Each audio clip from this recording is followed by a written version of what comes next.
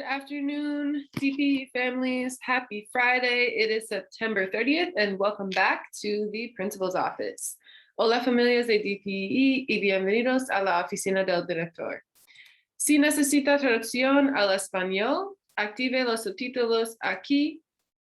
Haga clic en el botón de configuración aquí. Luego haga clic en subtítulos.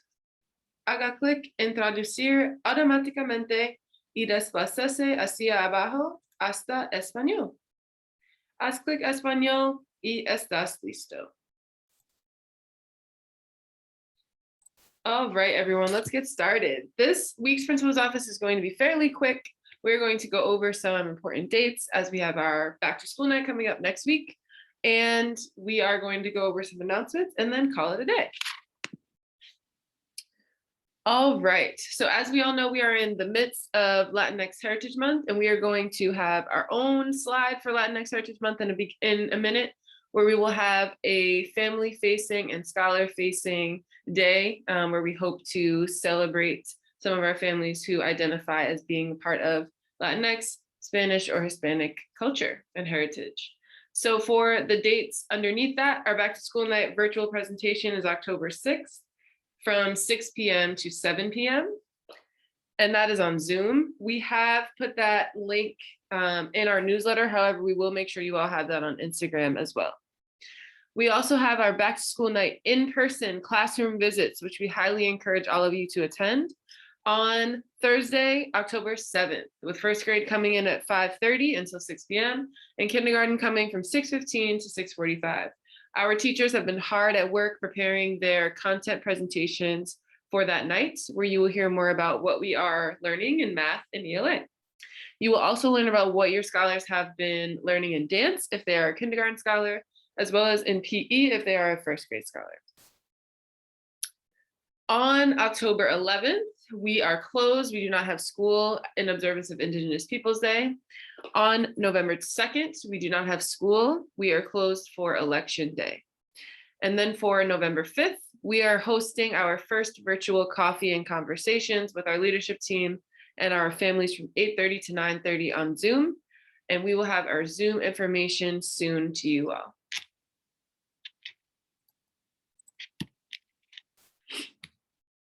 All right, so for some announcements specifically regarding those of you that have scholars riding the bus. Thank you all for your patience and flexibility as we have been solidifying our bus times, making sure that we are consistently following up with OPT about any delays or lack of buses showing up or drop-off times or pickup times or anything related to busing. And so appreciate you all's support and making sure that we had that consistent and solidified for our staff, our scholars and for you. One thing to note about bus incidents, we will follow up on all bus incidents that occur on the bus at school the next day or that morning if they come in the morning with an incident that we received from the bus driver or from you all. Something for you all to note and to explain to your scholars, we do have an incident process where a scholar would be potentially temporary or permanently removed from the bus if there is an occurrence of multiple incidents. And there's something to note there about the Office of Pupil Transportation as well. For Democracy Prep in Durance Elementary, we have a policy where after one bus incident, that is a conversation with the leadership team. The second bus incident is a formal warning where you will receive a letter of that formal warning. And then the third bus incident, whether that be unsafe behavior, not meeting expectations of the bus driver or of the bus, that will result in a temporary suspension. And then following that temporary suspension, if that scholar is still unable to follow the expectations of the bus, that would result in a permanent suspension from the bus. Something to note there is that the Office of Pupil Transportation has the authority to suspend scholars from the bus as well. After 3 formal write-ups, a scholar can be suspended from the bus permanently or temporarily by the Office of Pupil Transportation at that time. So it's very important that we are reiterating the bus expectations for our scholars. That being that they stay seated, they stay buckled, they're kind to others, and they follow directions the first time.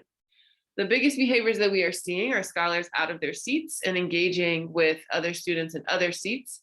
We make sure that scholars are seated and buckled in their own seats. And so it's really important that we reinforce the expectations so that they can meet those expectations once they drive away from us. We understand that it's very normal and natural for our scholars to explore the expectations of the bus and figure out exactly what the boundaries are there. And we want to make sure, again, we're reminding them how important it is for all of us to stay safe. If you have any incidents that come up on the bus, anything that you hear, please let us know, as we want to make sure we're following up on those consistently. One thing to note there is no matter what is happening on the bus, unless a bus driver gives you permission to do so, our families are not allowed to board the bus for any reason.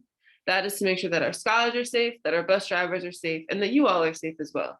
So unless a bus driver asks you to board the bus, please refrain from doing so. If you have any questions, please reach out. Okay, so in observance of Latinx Heritage Month, we asked you all last week to submit any videos that you would like to be shared for our staff and our scholars to learn more about the culture that you and your family come from. So if you would like to record videos about what food you eat, what traditions you have, what dances you all have, what clothes you wear that are connected to your culture, please record that with your scholars and send that our way. We would love, love, love to hear it from you. October 15th, we will be having a flag and shirt day. And so that will be for our Latinx Heritage Month as well, but for anyone who identifies with any culture that may not be in alignment with Latinx Heritage Month as well. So this will be a day for us to just celebrate the cultures that we come from. So you can bring a flag that represents your country that you are from or your culture that you are from. And you can also wear a shirt as well. This is for our scholars, our families, and our staff. And so this is considered a dress down day for scholars that are participating in this day. So they should be expected to wear either bring their flag or wear a shirt. They can bring that with them. And then if they are not participating in that day, they can just come in their uniform. And then families during arrival and dismissal, you all are more than encouraged to do that as well. We're going to have music playing during arrival and dismissal that day. And we'll be also taking pictures with families and staff that have come dressed up. And then we expect arrival to take a little bit longer because of those pictures. And so just know that our arrival time may be a little bit longer there if you are taking pictures with scholars and celebrating with us. Okay, and then the last thing we have for you all this week is our Spirit Week, which we are very excited about. And this is leading up to our fall festival. So for the week of the 25th to the 29th, we will have a different themed day for our scholars to participate in. Monday is Unicorn Day. This is Monday the 25th, Unicorn Day. They can come in unicorn colors, glitter, they can come in a unicorn costume, anything that relates to a unicorn, our mascot, they can come. For Tuesday, the 26th, that is favorite TV or movie character / superhero day. So scholars can come dressed up as their favorite character from their favorite show or their favorite movie or their favorite superhero that they love. Wednesday, the 27th, we will have mix and match day. That is self-explanatory. They can come out of uniform with all different types of colors that may not match to celebrate that day. And then for Thursday, the 28th, that is our sports and athletics day. So they can come in jerseys. They can come dressed up as football players, basketball players, gymnasts, horse riders, whatever athletics sports that they identify with. And then Friday is our fall festival. So before I explain the fall festival, just explaining Monday to Thursday. Monday to Thursday, if your scholar is not participating in those days, they are expected to come in a uniform. On Friday, for our fall festival, scholars can come in with their Halloween costumes if they do celebrate Halloween. We do not allow masks with the Halloween costume, so they do need to leave those at home. However, they may come in their costumes. If your scholar does not and your family does not celebrate Halloween, that is totally fine. That Friday will be a dress down day for those scholars who do not celebrate Halloween or are not allowed to participate in costume wearing.